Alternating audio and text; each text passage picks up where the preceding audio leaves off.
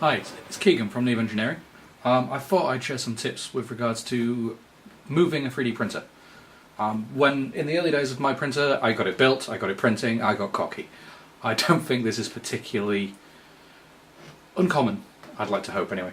But I took it to work and it could not print. No idea why. It was printing fine when I was at home, got to work, nothing. Incredibly naively, I assumed that once the x-axis was leveled, that it would just stay in place. No, that was foolish, but we've all got PhDs in hindsight. So the two main issues I found with it when I was moving, for one thing, when you're going around the corners, the X-carriage can whack backwards and forwards, which can physically damage the machine, and if you turn fast enough, it can create enough current to actually damage the electronics. So to that end, I put a small bungee cord on there so it just can't move. The other thing, which I think has made probably the bigger difference, are these two clips. So you can just see at the bottom of the Z-axis, these two clips I printed. It's just a simple clip for a threaded rod. I found it on Thingiverse and it was about that tall, threw it into Cura, scaled up on Z, printed, job done.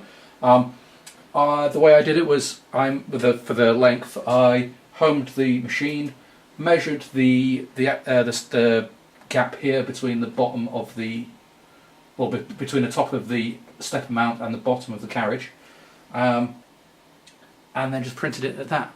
So this is essentially as it is when I came back from my parents. I took it up there, printed, it worked fine. So all you got to do is remove the two clips and the tiny bungee cord.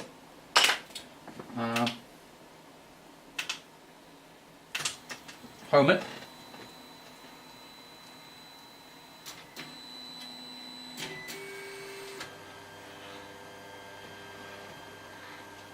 This is assuming you've already got your machine set up, by the way. Yeah, and then once it's finished homing, you will want to double check that the bed's level, because even though these are printed to height, it could be that the bracket might be slightly warped or something like that. So it's always good to double check. You never make assumptions, it never works. So what I've done is I've dropped it by 10mm to the bed. I'll raise it a tiny amount just so I can slip a business card underneath it. There we go. And then using the keyboard, I'm using Octoprint, so I can just, when the mouse is over the video, you can just use the keyboard cursor to move around. Of course, it helps if you don't set it to 0.1mm. Up that to 10, and then put the mouse over the video. And just as you're moving the carriage backwards and forwards, just be pulling the business card backwards and forwards as well. What you want to make sure is that as you move it across the deck, across the print bed, sorry, the resistance that you're feeling on the business card remains constant. So as it stands, it's a bit tighter at this end, so I'm just going to crank it one step manually.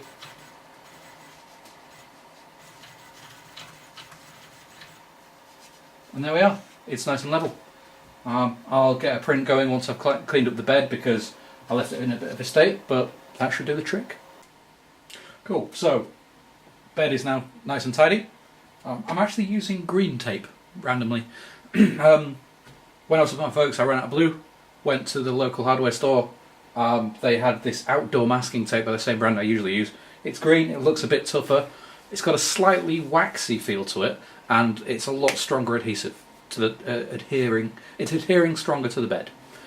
So I figured it worth a punt. If nothing else, they had no blue, and I knew the white stuff didn't work. So I've got a print ready to go. You may notice, the eagle-eyed viewers, that the Raspberry Pi is mounted up here as one of the many upgrades I did to this Prusa i3. It's a hick top. When I printed the case, it's got a camera on the other side. It runs Octopi. I failed to factor in the carriage moving up and the motor hitting the case. So I've designed a pair of 90-degree angle brackets that will sit onto there. It'll rotate the case around by 90 degrees. Should keep it out of the way of the build area and keep it out of the way of the carriage as well. At worst, I should be able to mount it here so it's upright. So I've got a few options, but this seemed like a good print to start with.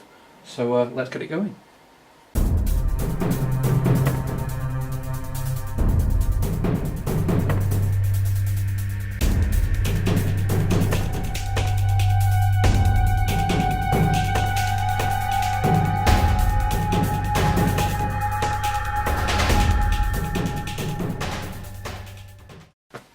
Cool, so the print is finished. It looks like it's come out really nicely.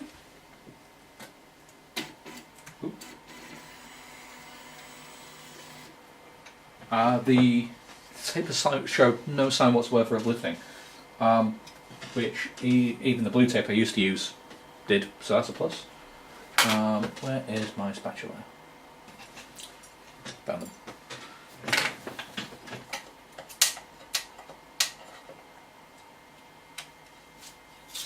Oh wow, that just slipped straight off.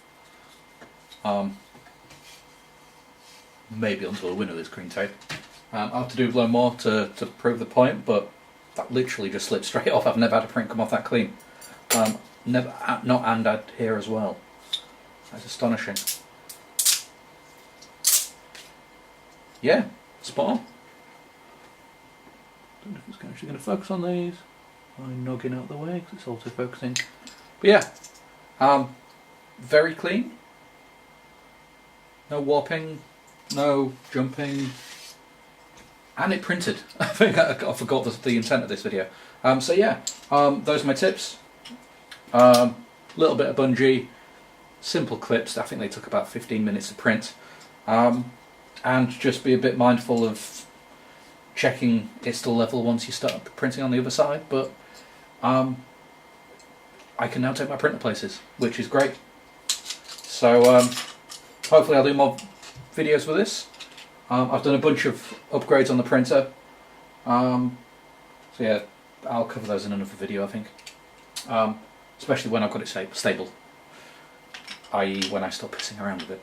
Right, if that helped, like the video, all the usual stuff you do with YouTube videos. I don't know, new to this. But thanks for watching.